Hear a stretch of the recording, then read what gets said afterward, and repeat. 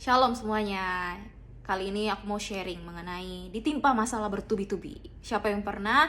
Oke, nonton video ini ya, silahkan ditonton. Ketika kita menghadapi masalah, ada saatnya dimana kita bertanya-tanya, kenapa hal itu terjadi dalam hidup kita? Bahkan ada di antara kita yang mungkin merasa bahwa kita itu salah dalam mengambil langkah, salah dalam mengambil keputusan, sehingga penyesalan datang di kemudian hari. Kita mungkin merasa bersalah, kita merasa kita mempermalukan diri kita sendiri karena langkah yang kita ambil.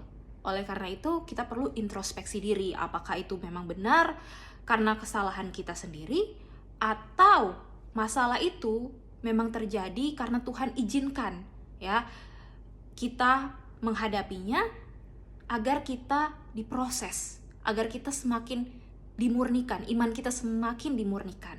Nah, itu dia. Jadi kita perlu introspeksi diri. Yakobus pasal 1 ayat 2-3. Saudara-saudaraku, anggaplah sebagai suatu kebahagiaan apabila kamu jatuh ke dalam berbagai-bagai pencobaan, sebab kamu tahu bahwa ujian terhadap imanmu itu menghasilkan ketekunan. Kali ini kita mau belajar dari 2 ayat ini saja, ya. Yang bagian pertama, saudara-saudaraku, anggaplah sebagai suatu kebahagiaan. Maksudnya apa? Kebahagiaan. Maksudnya happy-happy terus ketawa, hahaha, hihihi, meskipun kita ditimpa masalah begitu. Nah, kebahagiaan di sini kalau bahasa Inggris ditulisnya pure joy, ya, joy. Jadi lebih dari sekedar bahagia, tapi ada sukacita dalam hati kita, sukacita yang Tuhan berikan pada kita. Kalaupun saudara sedang menghadapi suatu masalah atau banyak masalah, jangan menjauh dari Tuhan. Justru tetap mendekat pada Tuhan. Karena percayalah, Tuhan tidak akan membiarkan kita sendirian menghadapi masalah-masalah tersebut. Ya, tetaplah bersyukur. Nah, ini kuncinya. Kebahagiaan itu kan tadi bukan cuman happy-happy seperti itu, tapi kebahagiaan yang dimaksud adalah kebahagiaan yang lebih dalam, yaitu sukacita, joy, ya. Jadi meskipun Anda menangis, meskipun Anda sedih karena masalah yang Anda hadapi, kalau Anda sampai nggak tahan ya wajar, ya, apalagi perempuan, kalau menangis dalam ruangan atau kamar, ya, butuh waktu privasi untuk merenungkan, wajar, ya. Tetapi jangan terus berlarut-larut dalam kesedihan itu, ya. Anda perlu bangkit, Anda perlu ingat bahwa sukacita Tuhan itu ada dalam hati Anda, ya. Jadi jangan hilangkan rasa syukur Anda kepada Tuhan. Jangan hilangkan sukacita yang Tuhan beri, ya, dalam diri Anda. Tetaplah memiliki sukacita itu dalam hatimu dan ucapkanlah syukur kepada Tuhan, ya. Jadi saya itu ingat ada seorang teman saya, dia pernah berdoa seperti ini. Tuhan, kami mau bersyukur kepadamu meskipun rasanya sulit untuk mengucapkan kata syukur. Itu yang saya ingat. Dan di situ setelah itu saya merenung, ya. Setelah itu saya pikirkan lagi. Memang sulit mengucapkan kata syukur. Tetapi ketika kita bersyukur, kita memutuskan untuk percaya bahwa semuanya akan baik-baik saja. Karena Tuhan yang memegang kendali, Tuhan yang selalu beserta dengan kita.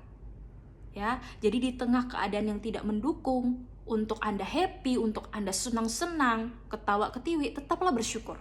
Karena Tuhan selalu besertamu, Tuhan tak pernah tinggalkanmu, dan tetaplah bersyukur karena kamu menghargai pemberian Tuhan. Oke? Satu hal lain lagi, saya pernah dalam kondisi yang down banget, ya, sedih, bahkan sangat stres. Di situ saya sempat merenung, saya menangis, bahkan sempat keluar kata-kata keluhan. Tapi akhirnya saya mengingat lagu ini. Semua baik, semua baik. Apa yang kau perbuat, apa yang telah kau perbuat di dalam hidupku, semua baik, sungguh teramat baik. Kau jadikan hidupku berarti. Jadi meskipun kondisinya tidak mendukung, tapi saya berusaha untuk tetap mempertahankan sukacita dari Tuhan itu dalam hati saya. Demikian juga dengan Anda, saya berharap Anda memahami ini, ya, saudara memahami ini. Poin nomor 1, tetaplah bersyukur. Lanjut. Selanjutnya, bagian selanjutnya, apabila kamu jatuh ke dalam berbagai-bagai pencobaan, ya, di ayat tadi, saudara-saudaraku, anggaplah sebagai suatu kebahagiaan apabila kamu jatuh ke dalam berbagai-bagai pencobaan. Kalau kita berfokus pada perasaan, memang, ya, masalah-masalah, kesulitan, kekhawatiran yang kita hadapi itu mengarahkan kita untuk semakin down, semakin stres, emosional, pokoknya negative thinking lah.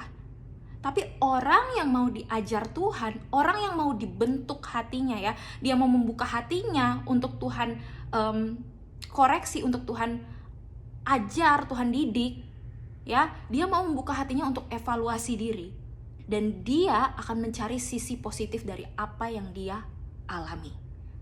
Contohnya begini, saat saya dibawa Tuhan dalam titik terendah, ya, Tuhan izinkan saya berada di titik terendah secara finansial atau keuangan, ya, yang sebelumnya saya itu sangat menikmati kemurahan Tuhan, ya, dengan uang beasiswa yang saya dapatkan waktu kuliah, belum lagi fasilitas dan kenyamanan kota besar di luar negeri. Wah, pokoknya hidup enak lah. Ternyata setelah kembali ke kota asal, kenapa keuangan saya ini semakin menurun drastis gitu loh. Belum lagi masalah-masalah keluarga, masalah-masalah lainnya dan sebagainya.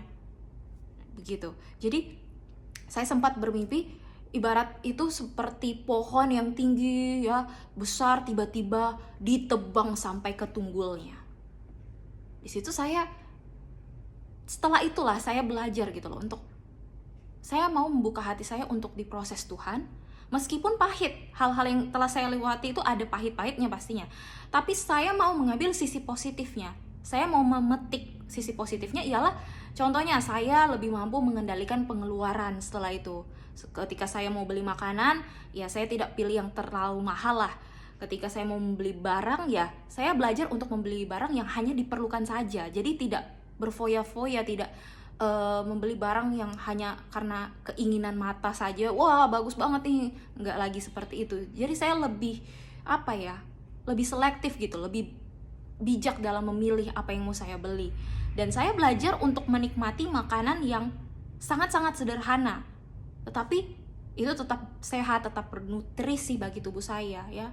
Jadi kembali lagi tadi yang ibarat pohon yang besar ditebang sampai ke tunggulnya itu, meskipun pohon itu ditebang, ingat masih ada tunggul yang bisa bertumbuh kembali. Dan ini yang saya temukan baru-baru ini dalam Alkitab, dalam kitab Ayub pasal 14 ayat 7. Di situ ditulis, karena bagi pohon masih ada harapan. Apabila ditebang, ia bertunas kembali dan tunasnya tidak berhenti tumbuh. Ya, Tuhan tak akan biarkan kita terpuruk terus. Pasti ada saatnya di mana Tuhan akan mengangkat kita, Tuhan akan promosikan diri kita, Tuhan akan membawa kita ke dalam musim yang baru, dan kita akan melihat pertolongan Tuhan itu nyata terjadi dalam hidup kita. Amin. Ya, jadi poin nomor 2 di sini ialah ambil hikmahnya. Oke, ambil hikmahnya. Kenapa? Karena selalu ada pelajaran positif yang bisa kita petik. Lanjutnya, bagian selanjutnya di sini, sebab kamu tahu bahwa ujian terhadap imanmu itu menghasilkan ketekunan. Oke.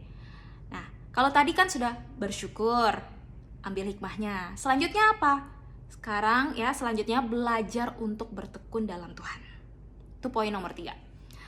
Nah, ketekunan itu apa sih? Ketekunan itu yang saya dapatkan di sini ya. Ketekunan itu adalah keputusan atau ketetapan hati yang kuat untuk bersungguh-sungguh, untuk rajin dan tuntas dalam melakukan sesuatu.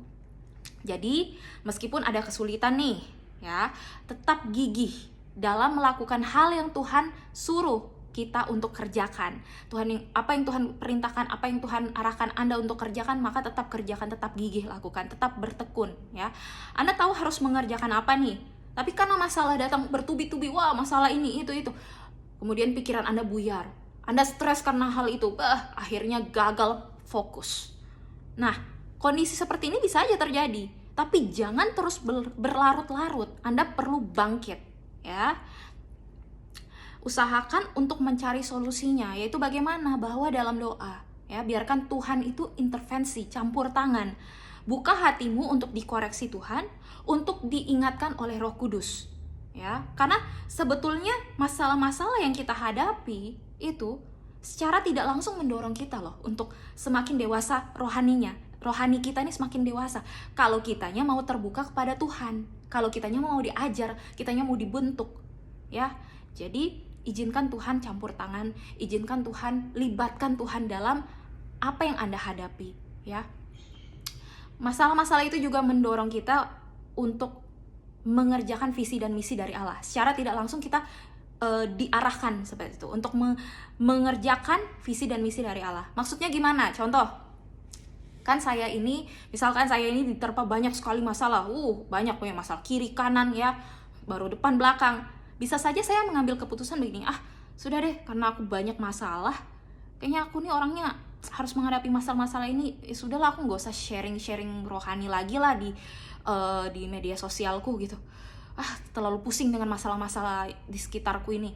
Bisa saja saya stop gitu, nggak usah lagi lah posting konten rohani kayak gitu, sudah terlalu pusing. Tapi karena saya diingatkan mengenai apa yang pernah dulu saya doakan, bagaimana kerinduan hati saya untuk generasi muda, anak-anak muda dijangkau dan dipulihkan Tuhan sehingga mereka bertobat ya, mereka bertobat dan dipulihkan Tuhan begitu.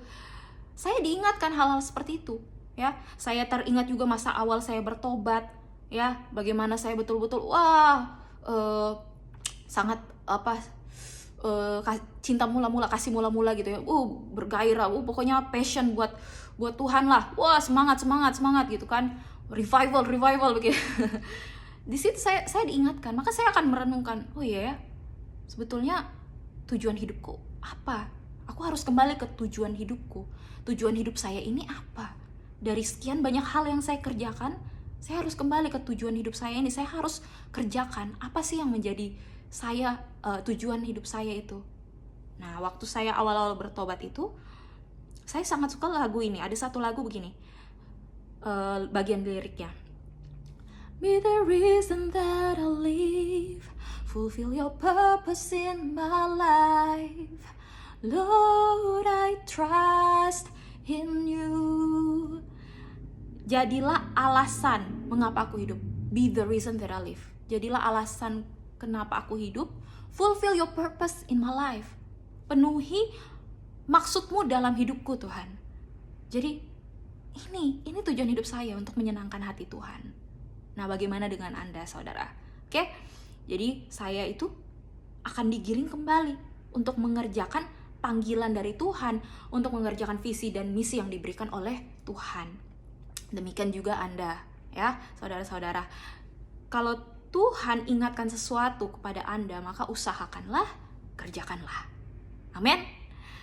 Oke, percayalah, setiap ujian, bahkan masalah-masalah itu akan menghasilkan ketekunan yang Anda kerjakan dalam Tuhan, ya.